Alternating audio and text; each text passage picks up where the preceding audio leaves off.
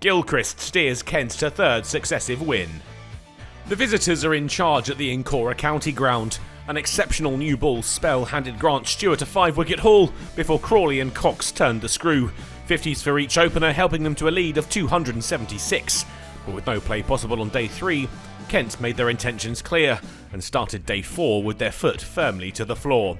And they were productive. Cox and Bell Drummond's partnership up to 50 with another boundary, and with the lead now past 300, Critchley disappeared over the leg side boundary. The ball lost amidst the covers. Cox was looking for another, down the pitch to Critchley when he fell. Guest made no mistake, gloves under the skied shot. They stayed out there long enough for Bell Drummond to pick up his half-century. Back-to-back 50s for the number 3 sealed when he flicked Melton for a single. Billings waved them in with a lead of 341, declaring at 211 for 2. Kent had enjoyed a head start at the top of their innings, and the top 3 had all fired with 50s to really put the pressure on Derbyshire. They'd taken a little more than half an hour on the final day to add around 70 runs to a lead that now looked quite imposing. Over to their bowlers, who'd caused the hosts such problems in their first innings. And the same could be said about Derbyshire's second go as well, into the 20s, when Stewart struck to remove Kane for 11. Deploy was out to the very next ball, trapped in front for a first ball duck. Godalman and Madsen put on a bit of resistance. They took the score to 50, but Kent couldn't be kept out for too long.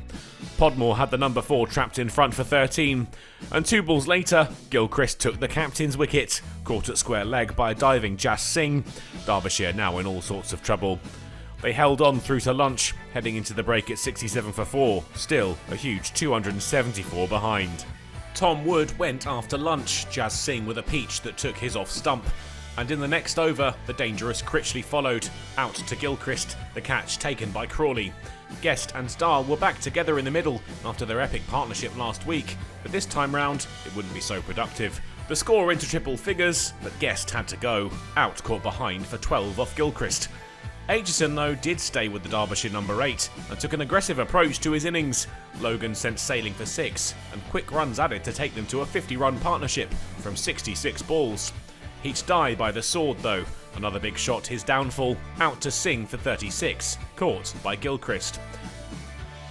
Melton fell LBW to Podmore, trapped in front for just 1, and Kent were hunting the final wicket. Dahl saw that as an opportunity. He kept going. He was targeting a 50 before the game was up. And he got there with 2 off Logan, another good return for Dahl, who'd found some form over the past 3 weeks. And they made it through to the final session, a small victory in a difficult innings.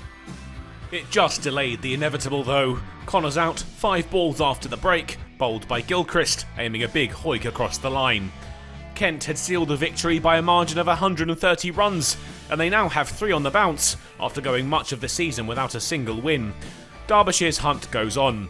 They'll be desperate to avoid the wooden spoon. Their last opportunity will be away against Sussex in Hove, while Kent could make it a clean sweep when they host Middlesex back at Canterbury after their shot at glory when they make the trip to Edgbaston for the Vitality Blast finals day.